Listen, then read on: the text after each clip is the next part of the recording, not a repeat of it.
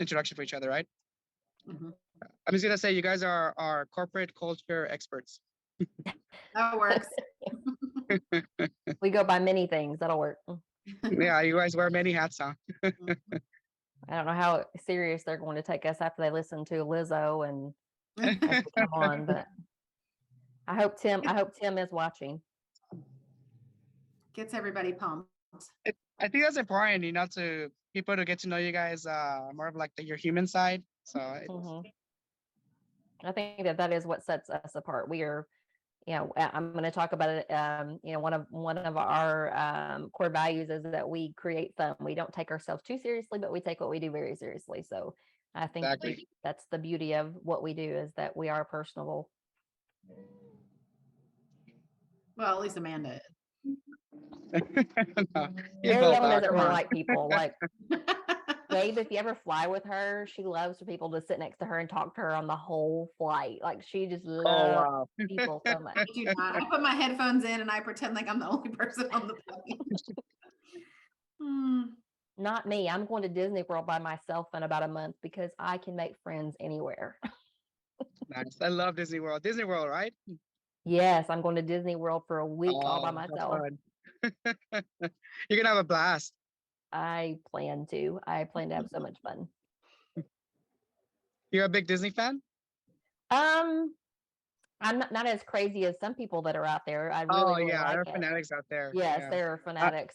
I'm rewatching Disney movies right now just to catch my brain up. But it's something I've always wanted to do, and I'm going to go and be on my own time and try to Oh, you've relax. never done it before? Not by myself. I've been a couple of Oh, times, okay. but I had kids to keep up with. I'm going by myself, so to be on my own schedule. Very cool. Yeah, that's right. All right, 2 minutes. We're gonna start soon. We're the best, we're the best, we're the best, we're the best, we're the best. Oh, it's gonna be good. This is a million times easier than doing a live presentation in front of people where you can fall down. I guess my chair could break, but Yeah. And you don't have to wear heels and you can wear No. shorts. I have slippers on right now. I'm in socks. Yep. Hmm. I have a football thing I have to go to this afternoon. It's our Meet the Gators. So that's like all the fall sports people. And afterwards, it's the football moms night. So we are going and we have to put their jerseys on and their helmets on, and we're going to be learning their positions, and we're Oh, going to be gosh. playing. Yeah. So that's That'll be awesome. You should get some pictures for social, Amanda. maybe we'll see. This is what we do in our spare time. Yep. Vista at home. Ooh, that's a good hashtag. Mm-hmm. I'll just That was send you Vista Help. Vista at home. Yeah. Vista at home. Yeah. Oh, Vista at home. I'll send you pictures of a bush hog. I'll let you know what a bush hog is, Mary Ellen. Ask Meredith. I'm sure she knows what a bush hog is. I'm sure she does too. We have about 30 seconds left. Do you want me Awesome. to go live exactly at 11? Yeah, just count down before a couple seconds before, and then yeah, right at 11 we should be live.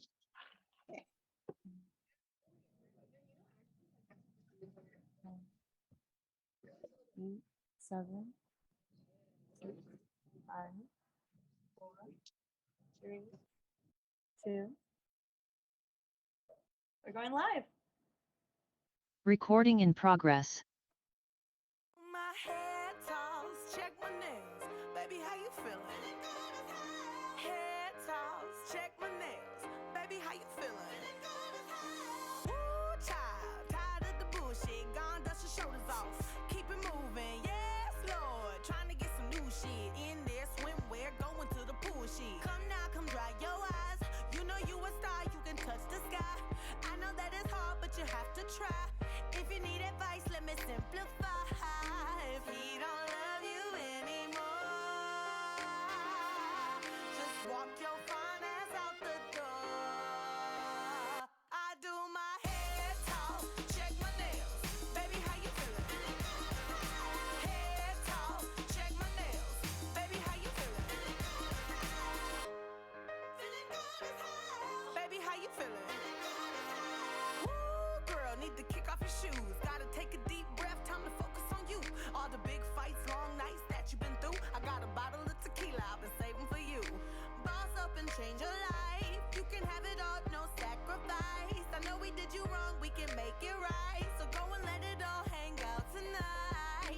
he don't love you anymore.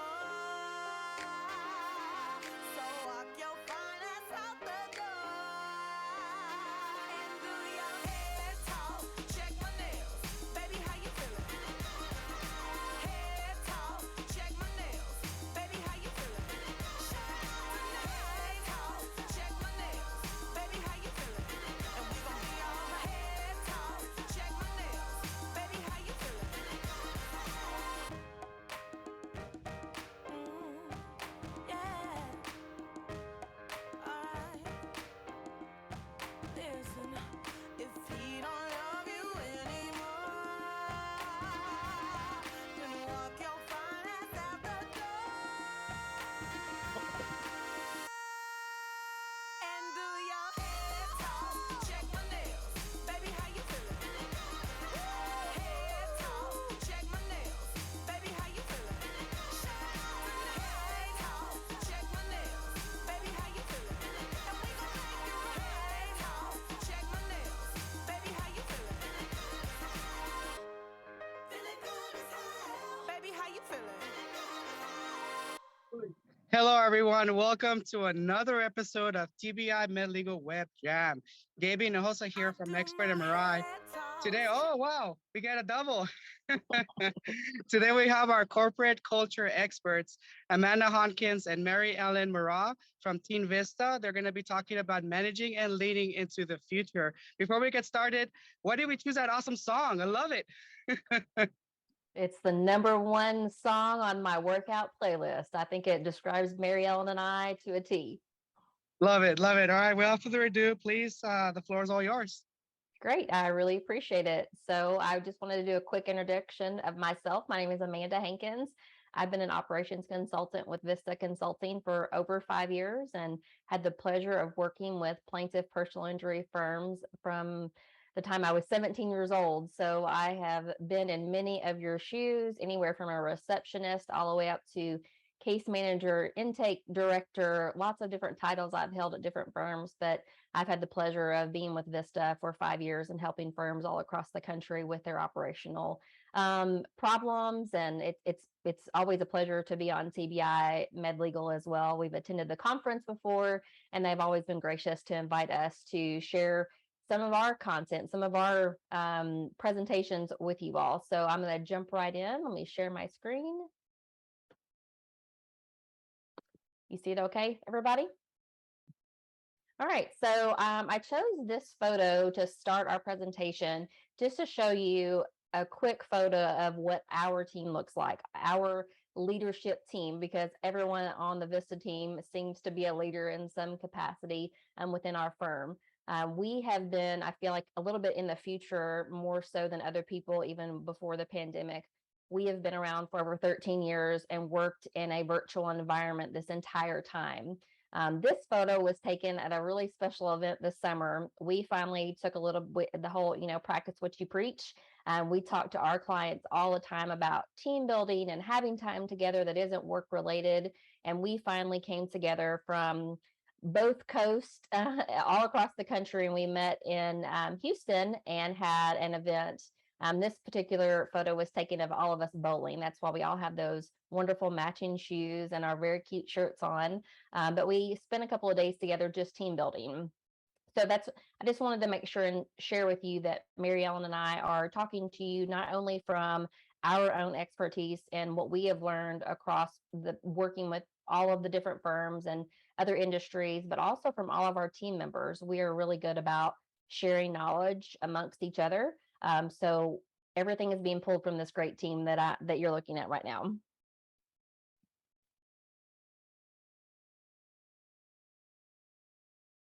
There we go. So managing and leading into the future. So the first thing I want to just kind of set the stage of where we're coming from.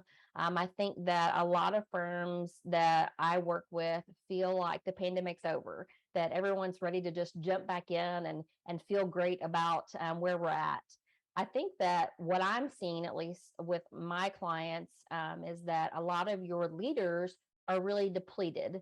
I was so glad to find this word to finally describe what so many people were feeling. A few months ago, I listened to a podcast by one of my favorite podcast people, Craig Groeschel, and he specifically honed in on where the leaders are at this point, that they have kept your business of any sort afloat for the last couple of years. And now we feel like things are normal, and they're really not normal for them. They're still dealing with a lot of different things.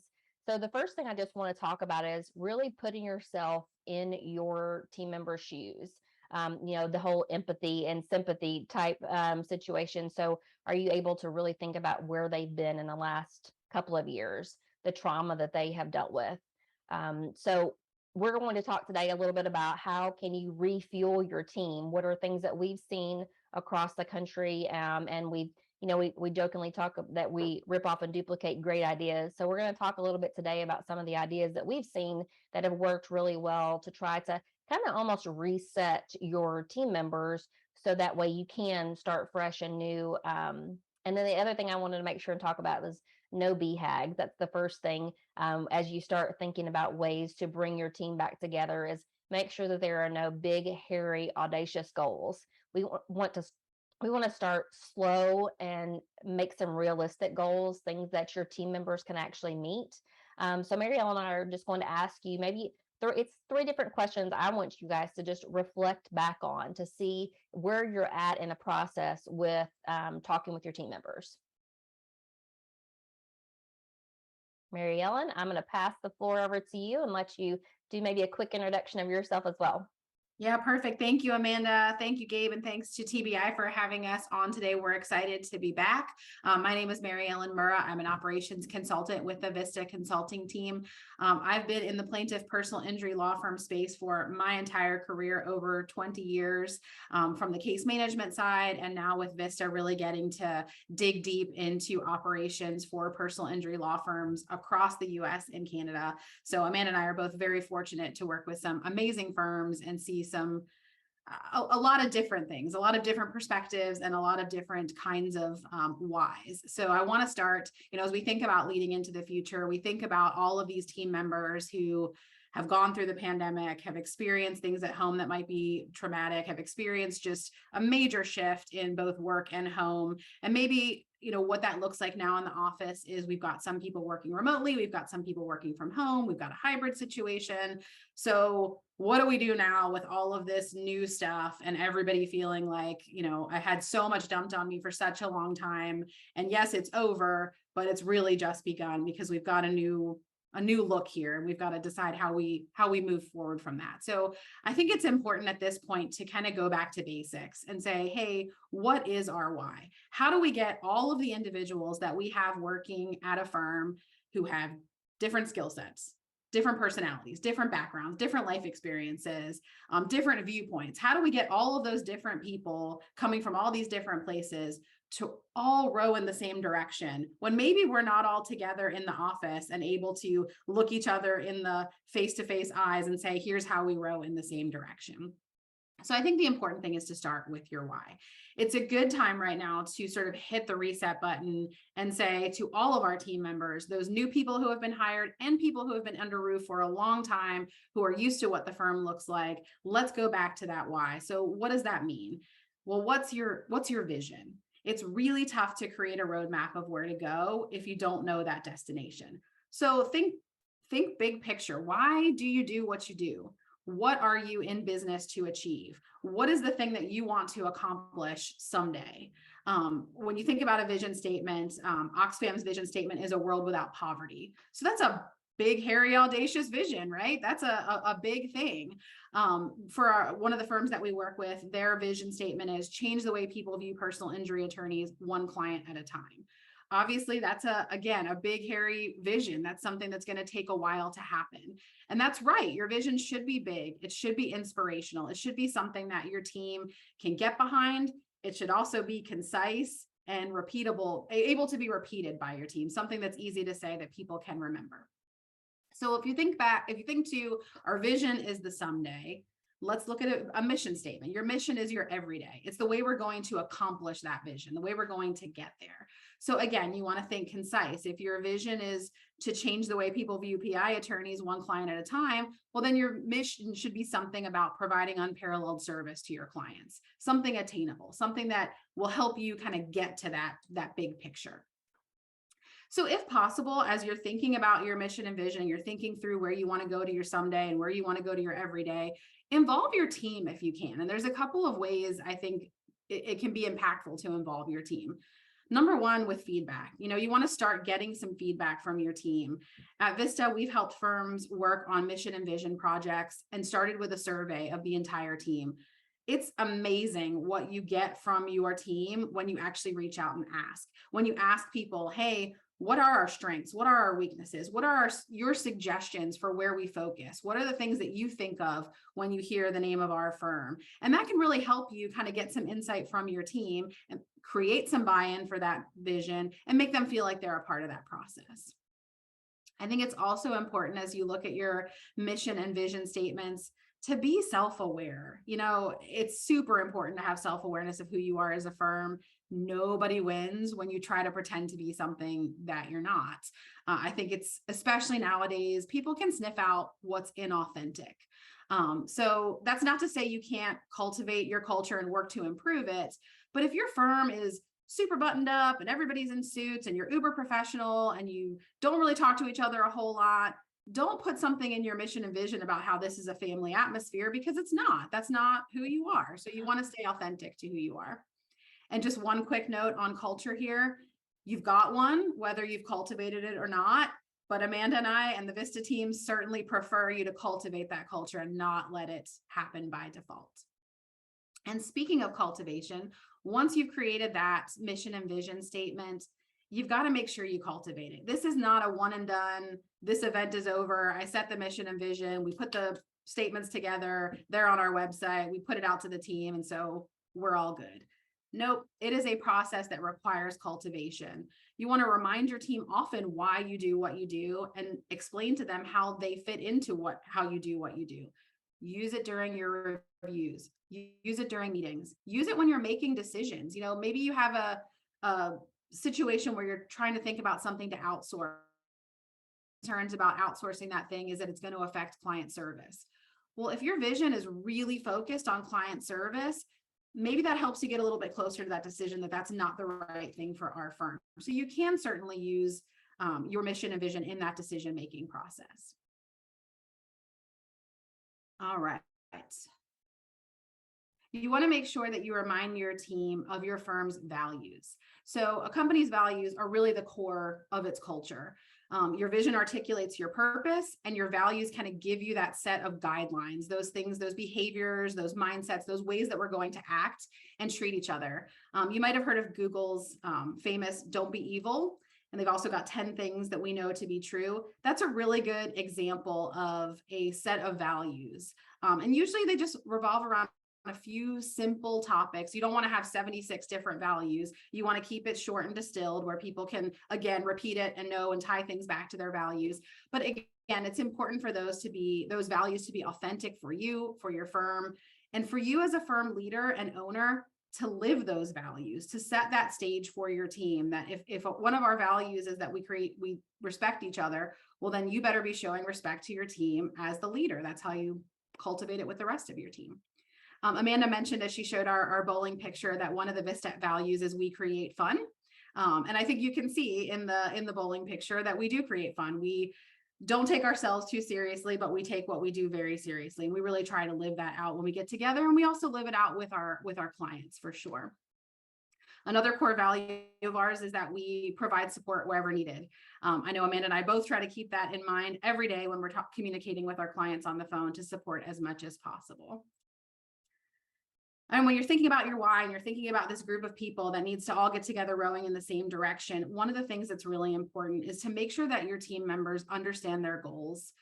You want team members who are eager to understand those goals for your firm. How do they know they're doing a good job? Have you set goals for them for 90 days into their employment, 6 months into their employment, 6 years, 10 years, 20 years into their employment? Do they know what the next thing is to accomplish? Everybody right now, every firm that we talk to is struggling to find good talent, to hire good talent. And it doesn't matter who you hire if your team doesn't know where you're going, if they don't know why they're doing it, and if they don't know how to do a good job. So those are just some of your coming back to why to help your team get going in the same direction. I think I hear it a lot from my clients that we've talked about this before, so why do we have to talk about it again? Why do we have to readdress this? And that's, what we're talking about. I think leading into the future really is, let's just push that reset button, like you mentioned, and talk to our team members. Sometimes it's a lot easier. The ones that you've maybe hired during the pandemic, they don't know any different. Sometimes it's your more senior team members that need that reminder of what we're doing, or if we've changed processes and procedures along the way. Well, that probably doesn't obtain to me because I've been here for 15 years. But if this is something, we try to teach our firms to live by whatever your firm's values are, and not just each individual attorney or each individual person. I think that those are all great points. And then the other thing I wanted to mention, one of the firms that we work with, they actually talk about their, I'm not sure if they call it a vision, mission, or purpose. I'm not sure. I think they call it a purpose statement. But they have a daily huddle where they all come together and the owner of their firm talks about their purpose. And I think that that is one of the reasons why that firm is so successful, because they have a constant reminder from the leader of the firm of what we're here to do. No matter how tough your day is, this is why we're here. We're here to help clients. So I think that that's so important. And, then we've got the other extreme where firms don't even want to have a huddle. They don't want to come together and talk to each other, even if they do have a purpose statement. So I think those were all great points, Mary Ellen. Thank you. And Amanda, that sparks me to think, even if it's not a daily huddle, if you've got it displayed somewhere at your firm, if you've got it, when you have meetings, you start with that. If it's in the kitchen that you have to walk by it, if you give away swag to your team that gets them excited about working here, plop that purpose statement, plop those values somewhere on there so that they can see it easily when they're drinking their coffee in the morning and it's right there in front of them. We work in a remote environment. So I, live and work at home. I live in Bowling Green, Kentucky, but even in my own home, I don't have a Vista kitchen to go to, but on my bulletin board, I have our core values and our mission statement printed out that, not that I have to look at them very often. I do have at least our core values are ingrained in my brain at all times. But I have them printed because they're important enough for us. And it's something that helps me. If I'm having a bad day, I do try to reflect back that, I'm trying to help my clients are the law firms I work with, and I'm trying to help them run their businesses better to help their clients. So I think those were all great reminders. Mm-hmm. So the next question that we want to talk about is, what's a win? What's a win for your firm? I think that, once you establish what's our why, so how do we know if we're doing a good job? The very first thing is happy clients. I think no matter what your practice area is, whatever your industry is, we need happy clients. Some things that we have seen, especially even before the pandemic, a lot of times team members don't want to verbally talk to their clients on a regular basis. This is a non-negotiable that Vista tries to teach. And the reason is not because we want to try to meet some metric that we're measuring, but it's actually to make sure that we're holding up our end of the bargain for someone that hired us. So I think one of the most important ways to keep clients happy is to verbally communicate with them on a regular basis, whether that's every 15 days, 30 days, 60 days. Establish something so you're having you're building your brand, you're building a relationship with that client along the way. And I think another way to keep your clients happy is just to follow through on what you tell them. If we are talking to our client and we tell them we're going to mail them something, or we're going to follow up with an attorney on a specific task, and you wait a month before you call them back, I think that that's where a lot of those bar complaints come through, that talk about, hey, I never talked to my attorney. I think it's just because we're not top of mind for them. So I think that that's the biggest way, is to make sure that you're communicating verbally. We've even had a lot of firms during the pandemic that have really, they have ran with the whole Zoom or FaceTiming with clients because they want to build that extra layer with someone. They don't want to just talk on the phone. I think these are all things we could have done way before the pandemic. And maybe that's one of those things that our big takeaway is that you can communicate with someone, across the country. Like I said, I'm in Kentucky, Mary Ellen's in Baltimore, Maryland, and we're communicating with so many of you across the country. I think you can do that with your clients too and build a better connection with them. I listed healthy teams second, and not because I feel like clients happiness is more important. I just had to have it fall somewhere on here. If anything, I almost think that having a healthy team is probably more important than having happy clients. I didn't say happy team members. I said healthy team members. So you want to make sure that you're providing everything that you can for them to have a healthy environment. They're living with less, I guess is the best way to explain that. I think that, 10 or 15 years ago, it was, hey, are we the top paying law firm in our industry, in our county? And that's how you were getting people to come work with you. That's not what people are looking for anymore. They're looking for flexibility. We talked a little bit maybe about like hybrid solutions, or this even helps expand into, other areas. You could find someone to work, especially in the, we know we have lots of clients in California and the job market is crazy. So maybe you should start reaching out to other states and have people work from home. So I think there's lots of ways to have a healthy team. And one of the biggest things that people are looking for is to have that hybrid type opportunity to work, like there.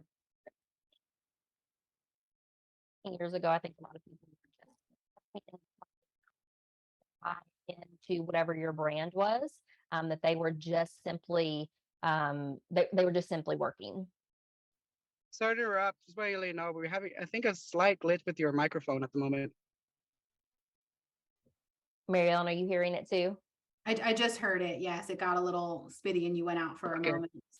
Okay. It got Is better it though. any So better now? if you could repeat, yeah, it's better now. If you could repeat the last two sentences, we didn't catch that.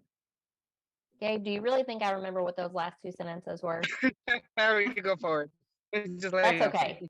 I was talking about working from home in a hybrid solution. So Mary Ellen, if it does that again, raise your hand up.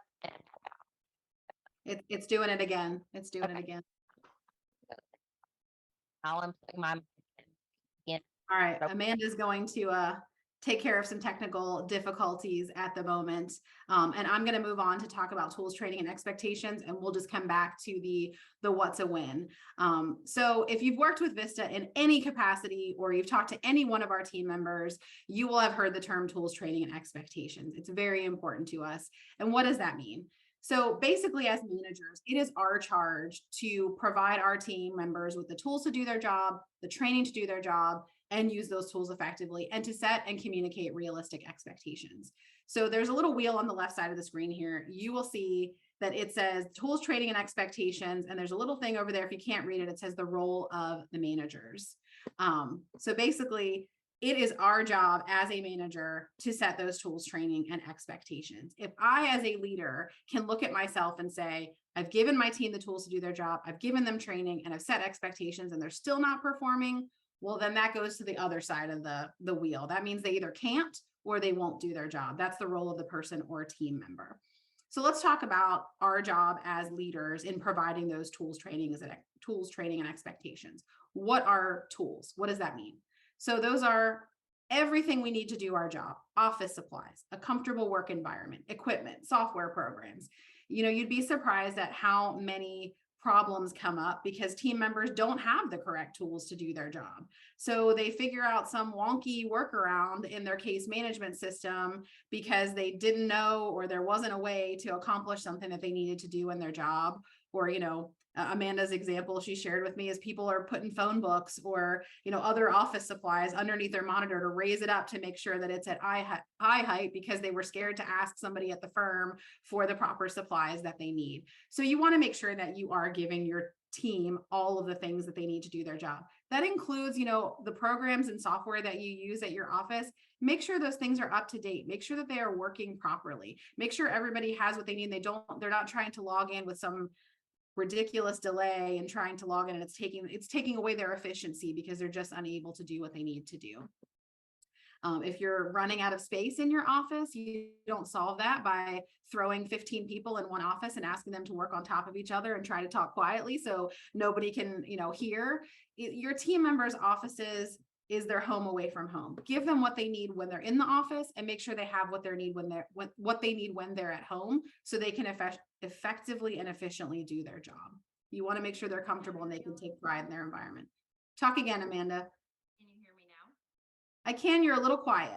Oh, okay. I'm going to mute again. Go ahead. Okay. All right. So let's move on to training. What is training?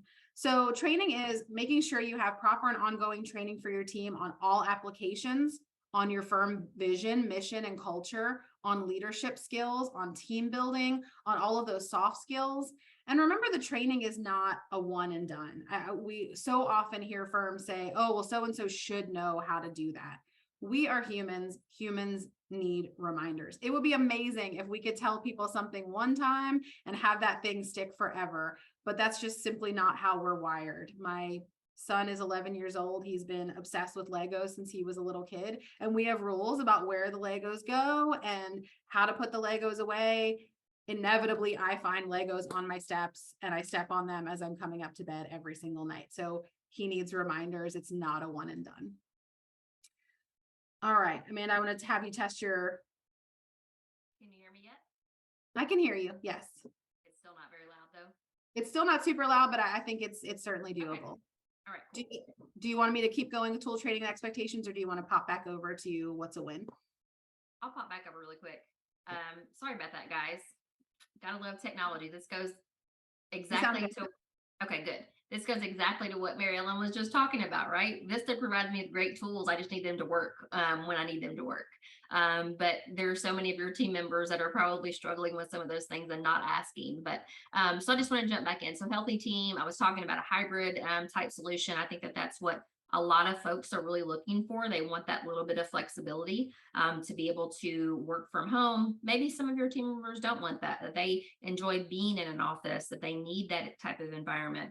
I think it's not really, we have definitely learned that it's not a in the box type situation for most people. And if you can set KPIs for them, key performance indicators, and if you've got team members that are able to meet that in a remote environment, why not reward them? But each firm is different, and some firms have a culture of, I jokingly say, cheeks and seats, that they feel like that they need someone that's, sitting in front of a computer, that we can walk by their office and we can see what they're doing. And that's how we know that they're working.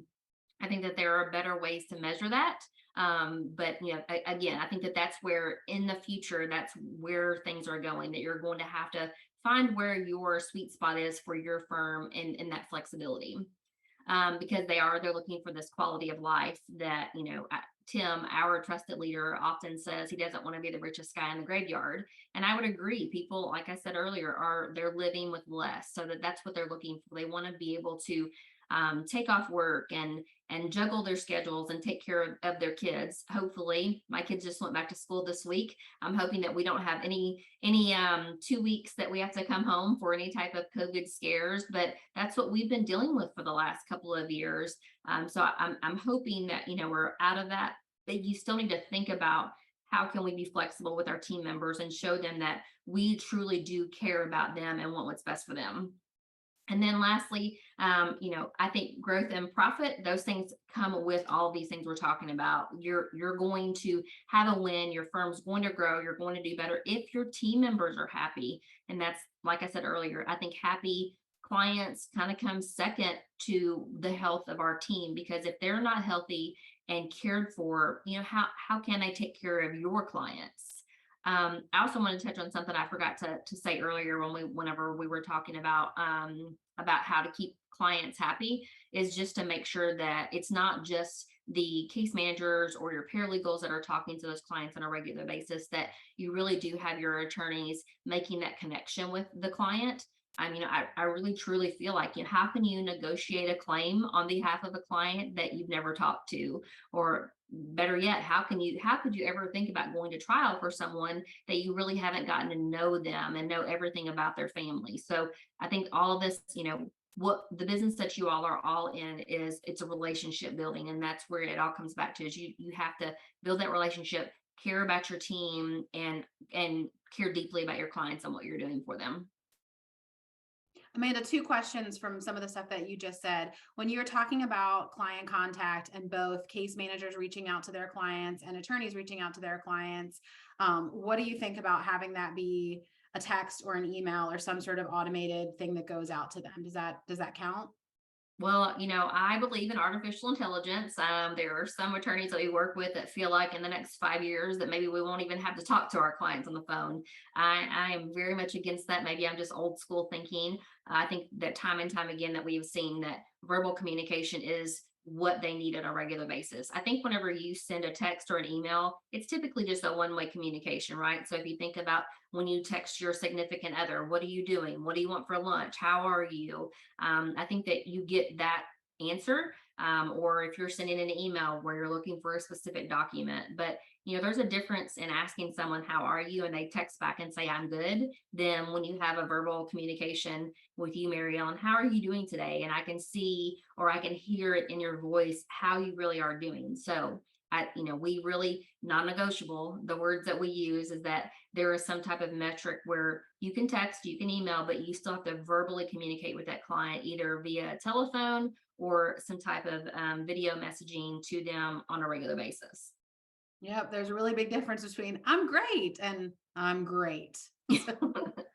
And we get so much pushback from that. And, and sometimes it is impossible. And we have to, as consultants, have those tough conversations with our clients. If you have set unrealistic expectations, that whole expectations that Mary Ellen's going to talk more about on the next slide, if you have given, a case manager 250 cases to work on, 250 clients, and there's only so many hours in the day and in the week, then if you're setting them up for failure, I think that's a reflection back on the firm that you really need to look at that. Same thing with the lawyers at your firm. If your lawyers are, paid solely off of commission from their settlements, they're never going to tell you to stop giving them more cases. They're going to tell you that they can handle hundreds of cases. But I think that it's your clients that really, get the short end of the stick in those situations. So I think as a business, you really have to reflect back on what we talked about earlier. What are the values of our firm and what are we doing? I think, we take that, Vista does as well.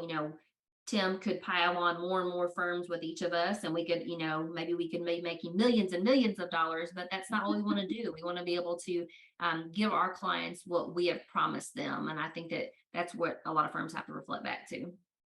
All right. And my second question was, you talked about cheeks and seats and how we measure how someone's doing. How do you feel about software programs? I know we've heard a lot of firms wanting to implement software programs that track, how idle their team members are, keystrokes, that sort of thing. Can you talk about that for a moment?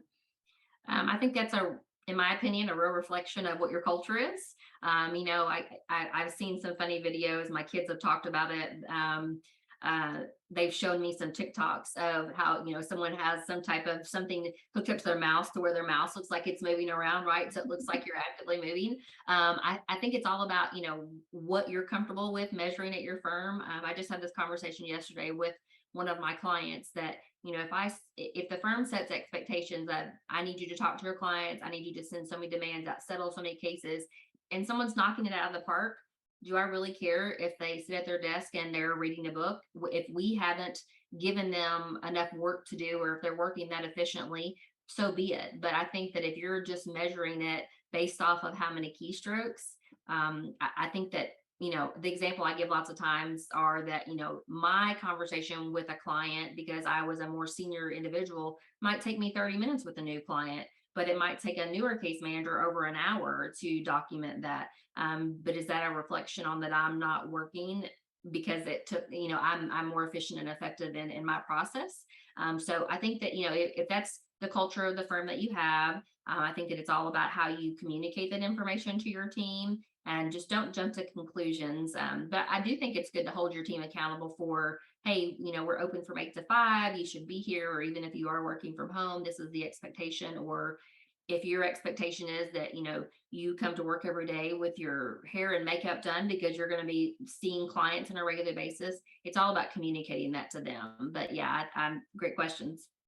Yeah. And I just was working with a client and they were using a report that comes standard in their case management system called a productivity report. And they were using this report to judge the productivity of their team members. This report and this report alone to judge the productivity of their team members. And when we really dug into it, what the report was showcasing was how many notes I've put into the system, how many documents I've uploaded into the system. And, there is some validity in, hey, I'm working, so I'm putting these notes in. But then we found out there was people super gaming that system. Instead of putting one note in when I talk to a client, I'm putting in a note and then I'm adding something else in another note, adding something else in another note. So that one client contact became 3 notes. Instead of uploading all documents that have to do with whatever thing it is together, I'm uploading 16 different documents. So it looks like I'm working harder than I am. So you want to make sure you're paying attention to those outputs, but that they make sense, that those outputs make sense, and that your team is hitting goals, not necessarily just hitting a number target for something that's not a real measure of how they're working. So I thought that was No way. People try to game the system, or is that a real thing? Yeah, and I think that it does go back to, and we work with some large firms, small firms, and we have some clients that have 5 team members to hundreds of team members. So it's all about, I think it's just grows with time, but you set those expectations and you ingrain that in your team on what's important to the firm. And if how many keystrokes is what's important, then the people who want to be at the top of the leaderboard, they're going to make sure that they're there. But I think if you take time and you actually give them KPIs that are what the business needs, and that's leads, demand, settlements, and fees. So I think that if you can shift that energy towards measuring those kind of things, I think it will be very eye-opening probably for them. Yeah, absolutely. And I also work with another firm that does use one of those programs that tracks time, but I think they do use it in an effective way. They don't use it as a hammer to say, hey, you were idle from this time to this time. They use it to spark a conversation with their team to say, hey, I've noticed these are your productive times. So we're going to move some of these tasks into these productive times, which can be interesting. If a team member has never seen a program like that, it can be a neat way to open their eyes to the productive times they have during the day and make sure they're structuring their day in a way that makes sense. So I think those programs can be used for good, but I more often see them being used as just a hammer or a way to track the wrong pieces of information.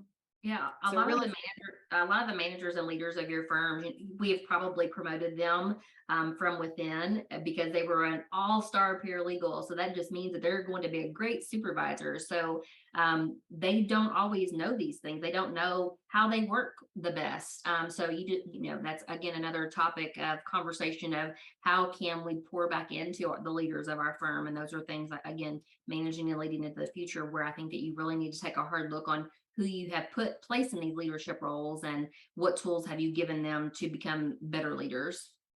Absolutely. All right, so we'll jump back into this. We last left off talking about training. So a couple more points on training. Number 1, how are you ensuring that your great team members are staying great? You want to make sure you're providing and encouraging your team to educate themselves by reading books, listening to podcasts, attending conferences, continuing to develop those skills and really be lifelong learners.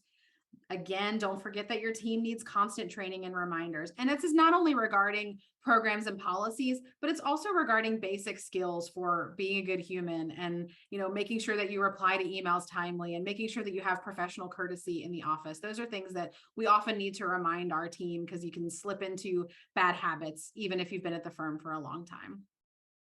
So, and I know you've heard this expression, but I think it's such a good one. People say, what if I spend the time and money training a team member and they leave?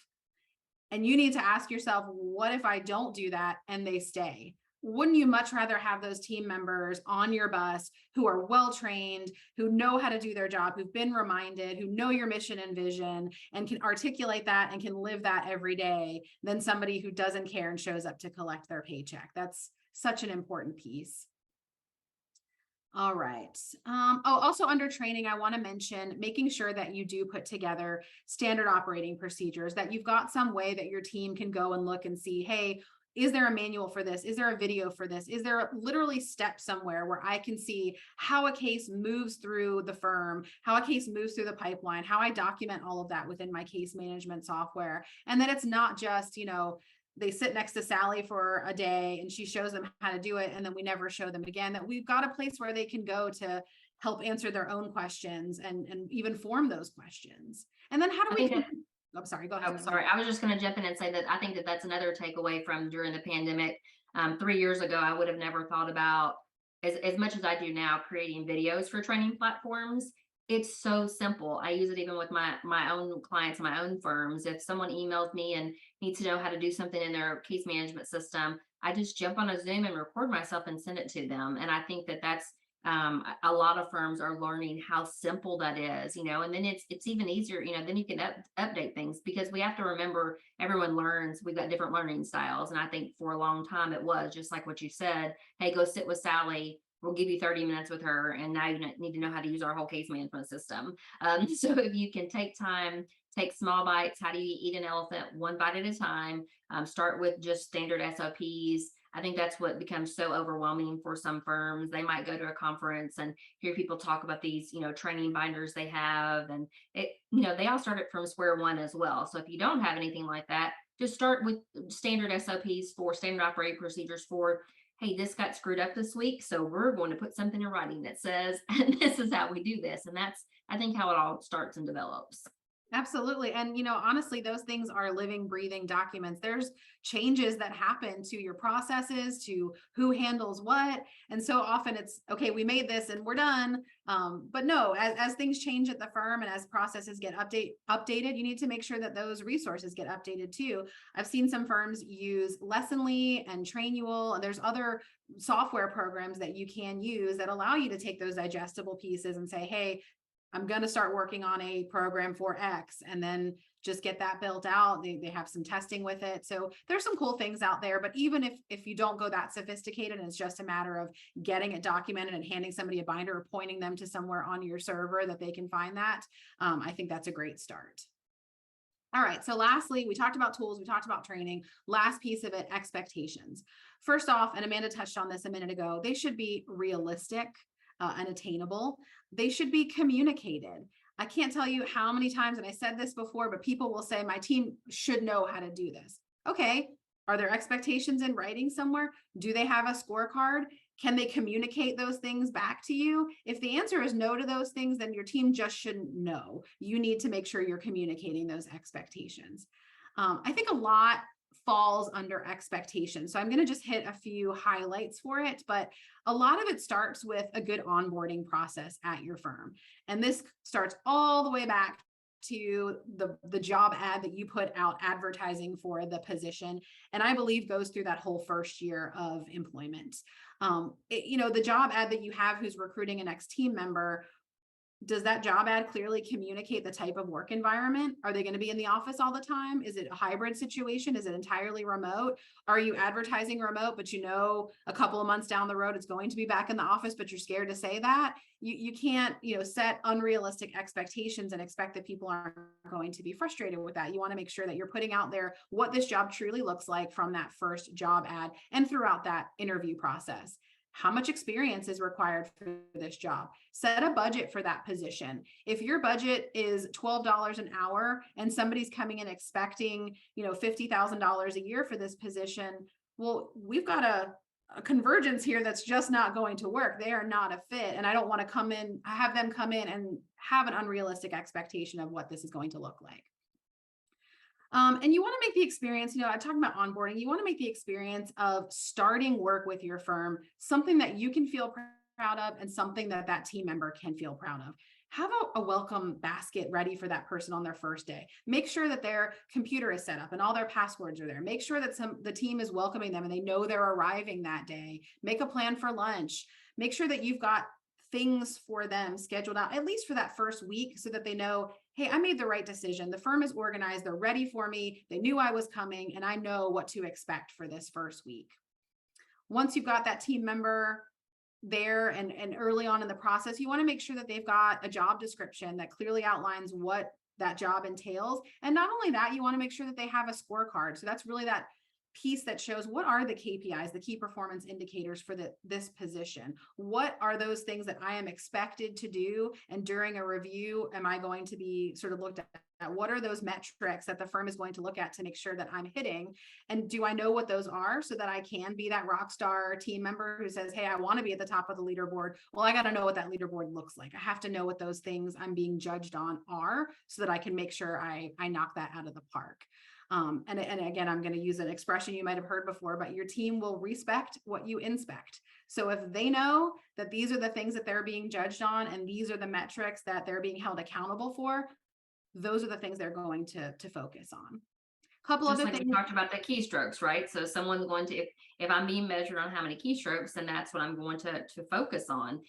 I walk in some firms and we talk about setting those initial KPIs, and if even if people, back to assuming, work side by side, one person might push out 5 demands and one person might push out 15 demands. But if you've never told this person that's pushing out 5 demands a month that we need 15, how do they know? How would they know? And I think there's so much assuming that goes into roles. Even if this person has worked at another firm for 20 years, you have to make sure that you've got ways to set what the expectations are for your firm. Absolutely. When we go into a firm and we do a firm assessment, one of the questions that we ask team members is, how do you know you're doing a good job? And it's sometimes terrible what we hear the answers to that question. The worst one I ever heard was, I know I'm doing a good job because my key worked this morning.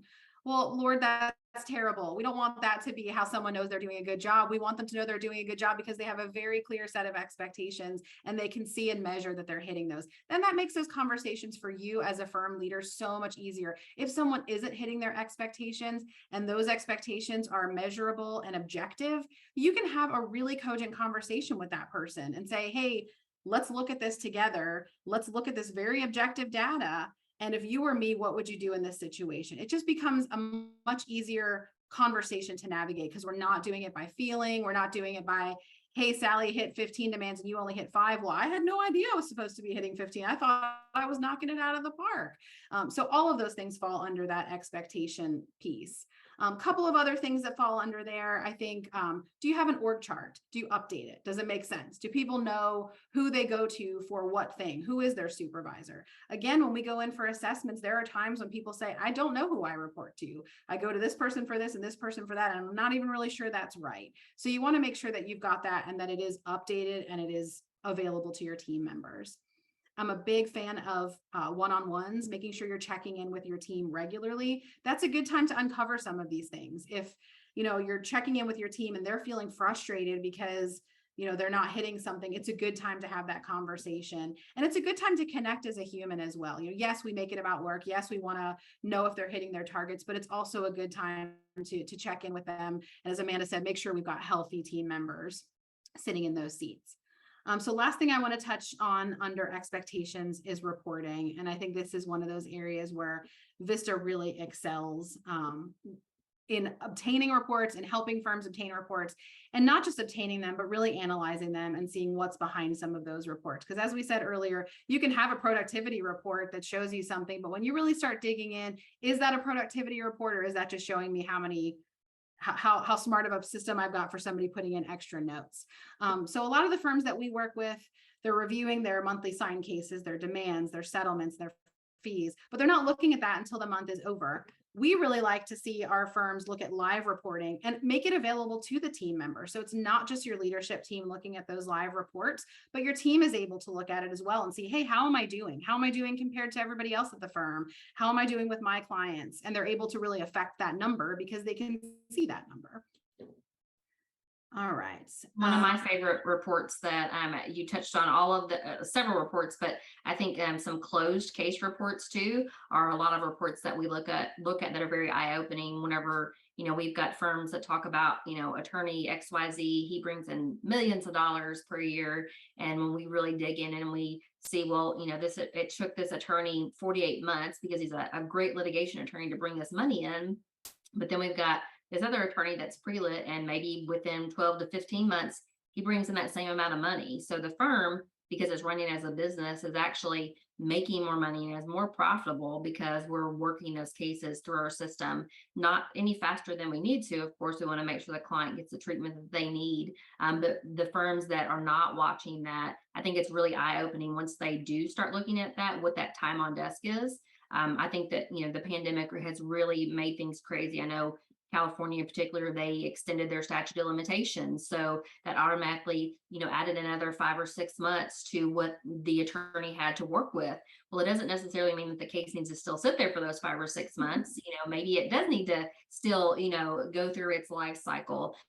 But those are things I think that are really important on the reporting, that if you're not doing that, that you should really look at is how long, not just from the case opening to the case settling, but actually from open to close, because even once that case settles, your attorney might not be touching it as much, but somebody at your firm is spending firm dollars to make sure that all the liens are resolved and all that kind of stuff. So I think those are some really important reports too, to make sure that you try to think about as you roll through the rest of the year to try to develop.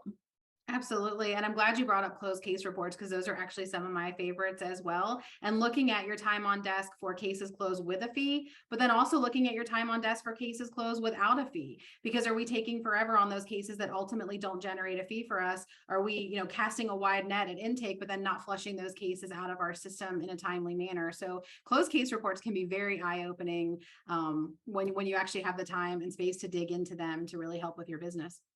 I think that's a lot of what we do too. So we get to be an outsider looking in and try to help firms really diagnose what's going on. Sometimes those cases that you close without a fee are the ones that leave you the negative Google reviews, right? So if it took you 10 months to investigate their case, and then you decide to get out of that case, those are the people that are probably leaving you those negative reviews, and those speak so much louder sometimes than the positive reviews. So we just want to make sure that your managers and leaders understand the reports that they need to look at. And if you haven't, then maybe that's a goal that you should try to set going into 2023 of, I want to make sure that the managers and leaders of our firm know what we're looking at and know it's important to help us run our business. Mm-hmm. And I want to make one last point on tools, training, and expectations, because if we as a manager can look at ourselves and say, hey, I have given my team the tools, training, and expectations, and they are still not performing, there may be a time when you need to let a team member go. That team member does not belong on your bus. They either can't or won't perform that job.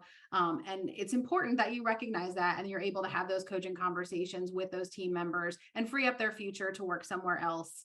Even though that can be incredibly hard when it's a tough labor market. But I guarantee you, 9 times out of 10, the firms I work with, when there's somebody they know they need to leave, and they hem and haw over the decision, it's so difficult. And yes, I know I've provided the tools, training, and expectations, but what's going to happen if this person goes? I promise you, if it's the right, if you know as the leader you've done these things and it's the right choice, it will be such a relief when it happens, and it will work out, and you'll ultimately realize this decision should have been made so much sooner, and it really does impact the rest of the team. Yep, I agree. Well, I really appreciate everyone joining us today. So Mary Ellen and I, we have these fancy hi, hello digital business cards. So if you want to have our contact information, you can scan that QR code for either one of us, and you can know how to get in touch with us. And then talking about tools and training, we have some upcoming dates for ourselves. I know Gabe's going to touch on the TBI Med Legal Conference in November in Las Vegas. We have our Vista University. So that is where you've got Vista people teaching you all of our tools and tricks from intake and on day 1 on the 15th, and then case management on the 16th. And then we also have a brand new event called our Leadership Summit. It'll be a 2-day immersive event, and we're going to have outside keynote speakers. So we'd love to have you guys. And we just announced those dates, so registration will be opening that soon on our website. Awesome. This is a great presentation. I actually had a question before we sign off. I was wondering if I could get your thoughts on how important are team building activities, and what would you suggest would be a good activity for not only promoting collaboration, but also motivating as a person. Mary Ellen, do you want to take it, or you want me to? I'll let you take it and I'll fill in. Okay, cool. So just like we talked about in the very beginning, our team building event that we just all came together, that wasn't a work type activity. I think that if you can just start out small, I think a lot of firms want to just have happy hours all the time. And they're not thinking about the parents that have to run home after work and pick up kids from daycare and things like that. So trying to have things that are like a happy hour always making sure that you have an Uber available or something like that. Don't let your team members drink and drive home. But then also having things that happen even throughout the day or close an hour early that are just during normal business hours so your team members can, latch on. If you have a baseball team in your area, I think that that's a great way to get them out, or football or soccer or whatever you're into. Christmas parties, of course, hopefully this year everyone will be able to be back and have a Christmas or Hanukkah or festival of some sort in December to celebrate your teams. And then the last thing, one of the firm that I worked at for a very long time, one of my favorite things that we did is we actually called it a family reunion. And we rented just one of our local parks on a Saturday, and we were invited to bring our whole family. So our whole families came, and we had a barbecue, and we had jumpy things for all of the kids to play on. But it's, trying to anything that you can. I think it's not just the team members. If you can show your team members that you not only care about them, but you care about their families, that's an even better culture builder. Yeah, awesome response, Amanda. And I wanted to add the event that Amanda showed where we went bowling. One of the other things that we did was play a Jeopardy game. So we polled all of our team and got everybody's favorites, got everybody's, deep dark secrets, and put them onto, no, I'm kidding about the deep dark secrets, of course, but put those onto a Jeopardy game and let our team play. So it was a really nice way for people to get to know other people, and our team knows each other pretty well. But for some teams, especially if they're hybrid teams and I've got somebody that I don't sit next to often and they usually work from home, I might not know that person super well. So sometimes it's nice if your team is comfortable answering those sort of things to have something where I do get to know my team member on a deeper level, so that when I do have to work with them, I know them as a person and not just as somebody who is another case manager, but somebody who is a true human with a rich life and a family and all those things that I know I have too. And it helps me to identify with that person a little bit more. Awesome. Great advice. Thank you so much, Amanda Honkins and Mary Ellen Murrah. This was awesome. We always love having Team Vista on with us. And before we sign off, just wanted to mention once more, I think Amanda already said it, but we had to move our conference to March 9 to 11, 2023. We're just trying to make it bigger. We're trying to make it better. So unfortunately, we have to wait just a little bit longer, but hope to see you guys all there. And with that, thank you so much, guys. Team Vista, love you guys, and I hope to see you guys next week. Bye, everyone. Thanks, Gabe. Thanks, Gabe. Thanks, everybody. My nails, baby, how you feeling? Head toss, check my nails, baby, how you feeling? Woo, child, tired of the bullshit, gone dust your shoulders off. Keep it moving, yes, Lord. Trying to get some new shit in there, swimwear, going to the pool shit. Come now, come dry your eyes. You know you a star, you can touch the sky. I know that it's hard, but you have to try. If you need advice, let me simplify. If he don't love you anymore, just walk your fine.